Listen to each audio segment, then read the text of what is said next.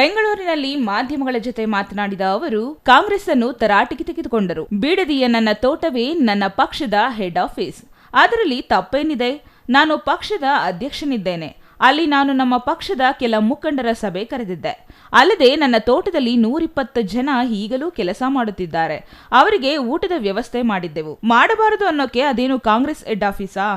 ಬಿಜೆಪಿಗೆ ಕೇಶವ ಕೃಪಾ ಹೇಗೋ ನಮ್ಮ ಪಕ್ಷಕ್ಕೆ ನಮ್ಮ ತೋಟದ ಮನೆಯೂ ಹಾಗೆಯೇ ಎಂದು ಕಾಂಗ್ರೆಸ್ ಪಕ್ಷವನ್ನು ಕುಟುಕಿದರು. ಕಾಂಗ್ರೆಸ್ ನಾಯಕರು ವಿಧಾನಸಭೆ ಚುನಾವಣೆಗೆ ಮೊದಲು ಮೇಕೆದಾಟು ಪಾದಯಾತ್ರೆ ಮಾಡಿದ್ದರು. ಪಾದಯಾತ್ರೆಯಲ್ಲಿ ತೂರಾಡಿದ್ದು ಯಾರು? ನಾನು ತೂರಾಡಿದ್ನಾ?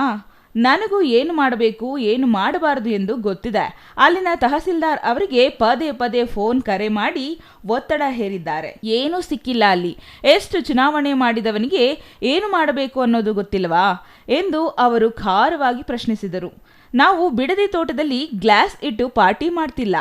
ಹಾಗೆ ಮಾಡೋದು ಕಾಂಗ್ರೆಸ್ ಸಂಸ್ಕೃತಿ. ಅಂತಹ ಕೆಲಸವನ್ನು ಕಾಂಗ್ರೆಸ್ ನಿರಂತರವಾಗಿ ಮಾಡಿಕೊಂಡು ಬಂದಿದೆ ಎಂದು ಅವರು ಆರೋಪ ಮಾಡಿದರು. ನಾನು ಎಂದೂ ಅಧಿಕಾರದಲ್ಲಿದ್ದಾಗ ನಮ್ಮ ಸಮುದಾಯದ ಸ್ವಾಮೀಜಿಗಳನ್ನು ದುರುಪಯೋಗ ಪಡಿಸಿಕೊಳ್ಳುವ ಕೆಲಸ ಮಾಡಿಲ್ಲ. ನಾನು ಎಂದೂ ಅಧಿಕಾರವನ್ನು ದುರ್ಬಳಕೆ ಮಾಡಿಕೊಂಡಿಲ್ಲ. ಜಾತ್ಯತೀತ ಅಂತ ಹೇಳೋರು ಪ್ರತಿದಿನ ಜಾತಿ ಬಗ್ಗೆಯೇ ಮಾತಾಡ್ತಾರೆ. ನಮ್ಮ ಸಮಾಜದ ಜನ ದಡ್ಡರಲ್ಲ.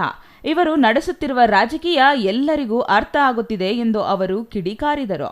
ನನ್ನ ನೇತೃತ್ವದ ಮೈತ್ರಿ ಸರ್ಕಾರ ಹೋಗಲಿಕ್ಕೆ ಕಾಂಗ್ರೆಸ್ ನಾಯಕರು ಏನೆಲ್ಲಾ ಮಾಡಿದರು ಎನ್ನುವುದು ನನಗೆ ಗೊತ್ತಿದೆ. ಆಗ ಕಾಂಗ್ರೆಸ್ ನಾಯಕರಲ್ಲಿಯೇ ಯಾಕೆ ಸಂಘರ್ಷ ನಡೆಯಿತು ಎನ್ನುವುದೂ ತಿಳಿದಿದೆ.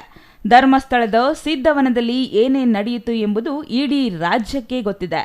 ಸರ್ಕಾರ ರಚನೆಯಾದ 3 ತಿಂಗಳಿಗೆ ಲೋಕಸಭೆ ಚುನಾವಣೆ ಹೊತ್ತಿಗೆ ಸರ್ಕಾರ ಹೋಗುತ್ತದೆ ಎಂದು ಹೇಳಿದವರು ಯಾರು?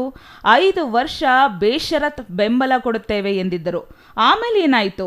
ಸಿದ್ಧವನದಲ್ಲಿ ಅದಕ್ಕೆ ಔಷಧಿ ಅರೆದ್ರಲ್ವಾ ಎಂದು ಮಾಜಿ ಮುಖ್ಯಮಂತ್ರಿಗಳು ತರಾಟೆಗೆ ತೆಗೆದುಕೊಂಡರು. ಪ್ರತಿ ಯುಗಾದಿ ಹಬ್ಬದ ಮೇಲೆ ನಮ್ಮ ಗುರುಗಳ ಆಶೀರ್ವಾದ ಪಡೆಯುವುದು ನಾವು ಪಾಲಿಸಿಕೊಂಡು ಬಂದಿರುವ ಸಂಪ್ರದಾಯ. ನಮ್ಮ ಪಕ್ಷದವರು ಬಿಜೆಪಿ ನಾಯಕರು ಒಟ್ಟಾಗಿ ಬಂದು ಆಶೀರ್ವಾದ ಪಡೆದಿದ್ದೇವೆ.